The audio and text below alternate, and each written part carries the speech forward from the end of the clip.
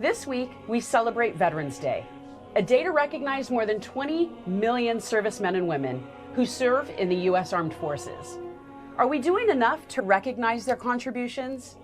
Well, here to talk with us more about that is Maureen Nerli, a Burlingame resident, actor, author, producer, and a U.S. civilian women veteran who served in the Vietnam War era and more. Maureen has spent nearly her entire life finding ways to honor our U.S. veteran. To the hundreds of thousands whose civilian lives have been temporarily uprooted, whose education must be deferred, this nation owes more than lip service. Without their willingness and their ability to man the modern weapons of defense, no policy from Washington can be enforced to the utmost. Thus, our way of life, our homes, our loved ones, our very existence depends greatly upon the young people in our armed forces today. Maintaining their morale becomes then a responsibility that must be shared by the civilian community. Through the USO, the United Service Organizations, the American public has accepted that responsibility. So it came about in 1941 that welfare organizations of the three major faiths were brought together in federation. With them, too, came two other nationally organized groups uniquely qualified to share the responsibility: the Salvation Army and the National Travelers Aid Association. These would be the United Services Organization, the civilian partner of the armed services.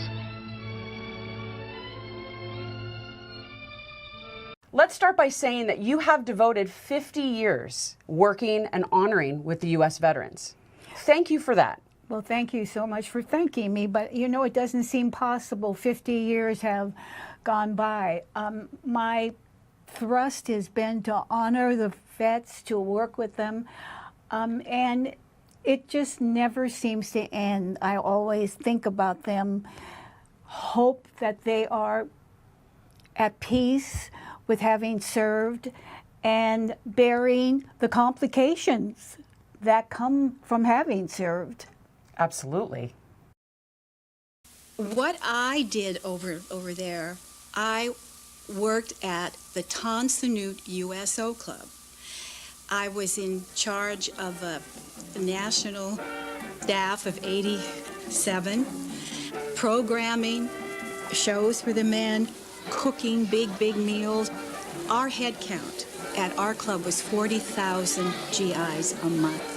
And then we were asked to go out to the fields where the war was going hot and heavy, and we were told to be nice to the men, to talk to them, and bring a little bit of home to them. Coming home, there was that negative approach to having served in Vietnam.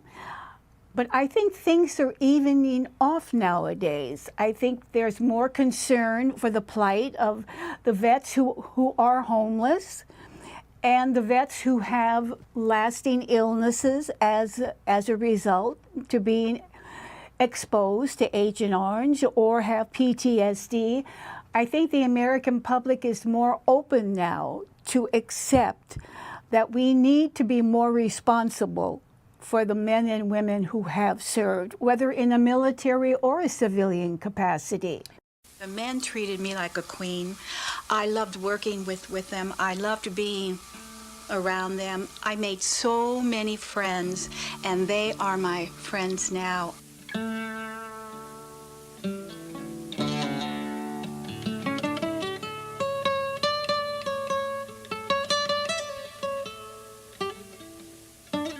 It's tough being out there on the battlefield or in support.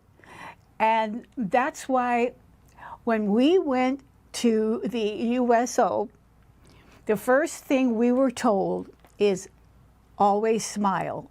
The men need to have that connection and always wear perfume so that they will think about home.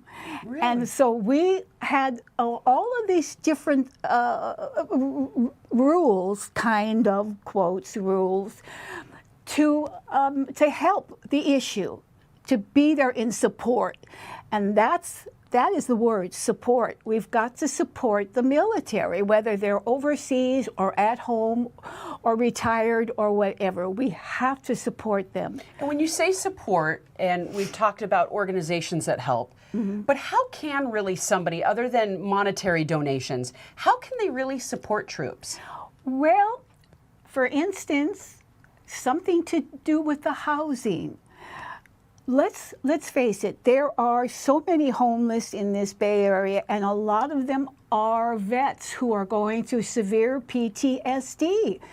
We need to reach out to them. We need to support the ability to have housing for them, to have medical care for them, to know that they are not out there alone. That is the most important thing. Support, support, support. I'd like to get into a little bit of your background because your story is fascinating. Thank you. And it's amazing. You went from working at a radio station Yep. to managing a USO in Vietnam. Right. Along with a few other duties that we talked about earlier. Can you expand on that a little bit and tell us about your story? Because it's very interesting. I was musical director of KFRC Radio. And a couple nights a week, I volunteered for the USO at the San Francisco airport. And I saw the men coming home from Nam weary, smelly feet, because they had to take their shoes off because they were sleeping on cots. And I saw those going over. And I thought, you know, I have to go over. I really have to go. It resonated with you. It was like God was tapping me on the shoulder and saying, you got to get over there, Maureen. You got to get over there.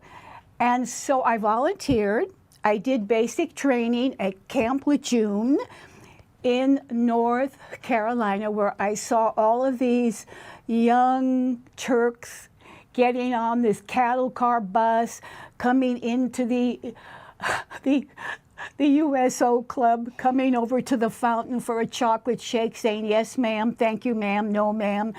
And I just felt as if I had found my place, that I needed to get deeper into that. So after that basic training, so to speak, I went to Nam, and I knew no one there, absolutely no one. But when the first day I was there, I met the beginnings of my family. And I'm sorry to interrupt you. How old were you when you went over to Vietnam? I was in my 20s. Or like early 20s? Late. Wow. Yeah. Wow. And very young. What did your family say? Well, at first they were okay with it, but then my mother got upset. she thought, I don't think you should go. But I didn't listen to that because I knew I had to go. But it turned out to be one of the best experiences of my life because I saw things with my own eyes. I felt things with my own heart. I met the best people imaginable. They are still my very good friends today. It's like a family. You become a family. And so when I do anything, whether it's the 2 books that I am in, I don't do it for myself. I do it to enlighten the American public about the role of the civilian women.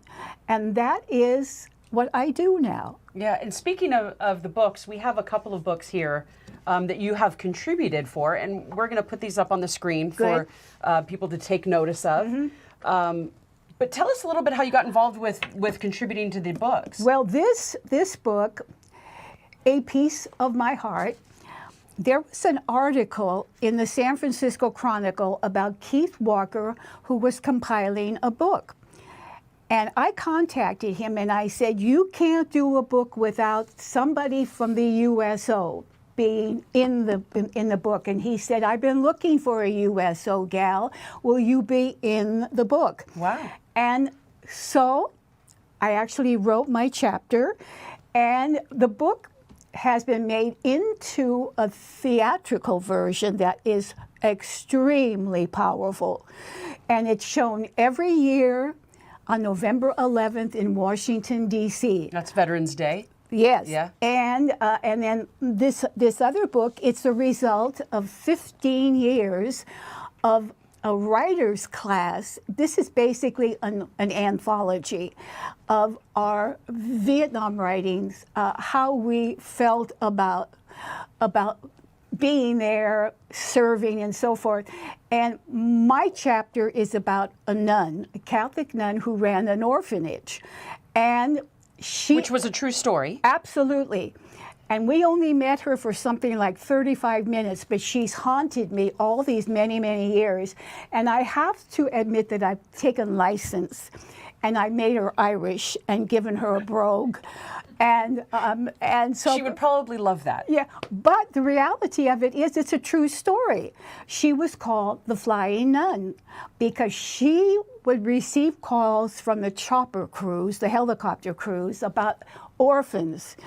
And she'd don her paraphernalia with the Flying Nun written on her chest and her helmet, and she'd fly out to the fields, round up the orphans, and bring them back to Saigon, where she gave them love and care and concern.